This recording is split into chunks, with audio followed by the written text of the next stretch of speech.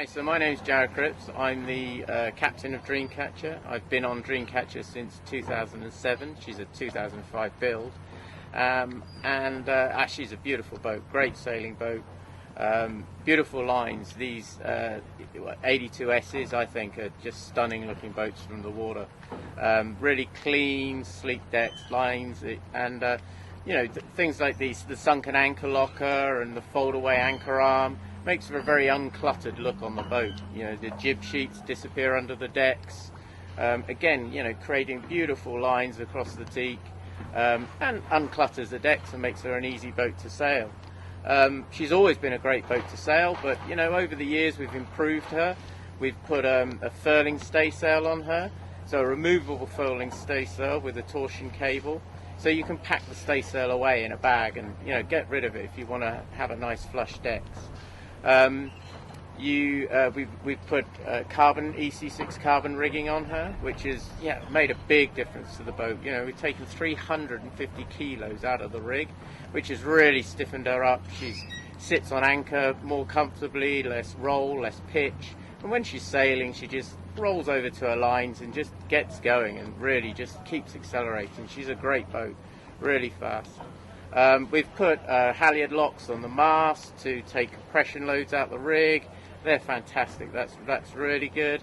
And as well, we've improved the navigation and the electronics package as well. So we put all new B&G H5000 on her. We've got a radar plotter on deck now, and a radar plotter down at the nav station. So we've really modernised the boat and brought her into the modern era. And she was a great sailing boat then, and she's a better sailing boat now. Yeah, she's great. We love her.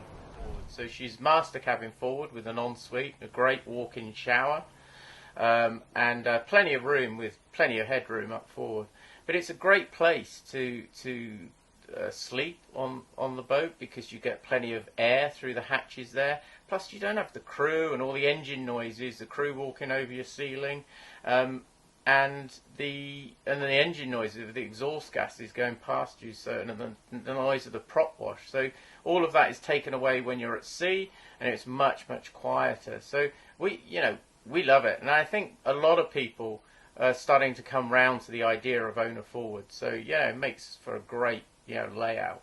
And also sea wise, having the crew at the back of the boat near the wheels. You got the captain near the wheels, near the navigation station, and that works when you're at sea. So as a sailing boat, she works great. And then coming back, we've got a double cabin after the owner's master cabin. It's not got an ensuite, but it's got effectively the day heads. But the cabin is opposite the heads, and it's a great size cabin, great size bed. And again, another, a good size heads there. And then the saloon we love the saloon on these S's are fantastic. You have plenty of light coming in through the windows with the semi-raised saloon, which is what the S stands for. And it makes for a very light and airy saloon. A lot of these sort of flush deck Swans tended to be a bit dark and, are lacking in headroom down below, whereas these S's are great, really plenty of room in this saloon. And then moving aft on Dreamcatcher, there's a twin, which is his son's cabin, and that's a twin berth with an ensuite, and that's great. One of the more very comfortable berths on the boat at sea. It's got wooden lee boards, and it's tucked away in the centre of the boat, and it's a great sea berth, that boat. And then you've obviously got the very traditional galley style galley.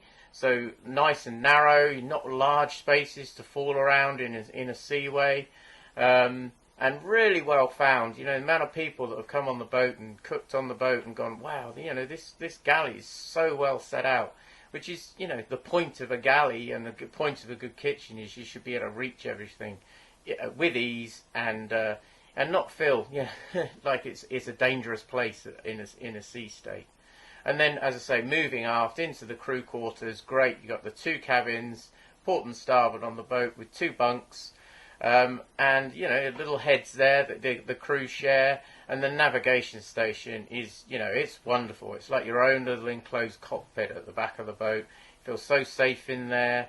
You know, it works really well to have the skipper at the back of the boat, to be able to go up through the companionway hatch at the back of the rear of the boat, straight to the wheels or straight down to the nav station. No, and it just means you can keep the saloon dry, and the crew area and the crew mess at the back of the boat is the work area of the boat, and that's kind of where the noisy bit of the boat is anyway. So, but yeah, Dreamcatcher works really well. Her layout's fantastic.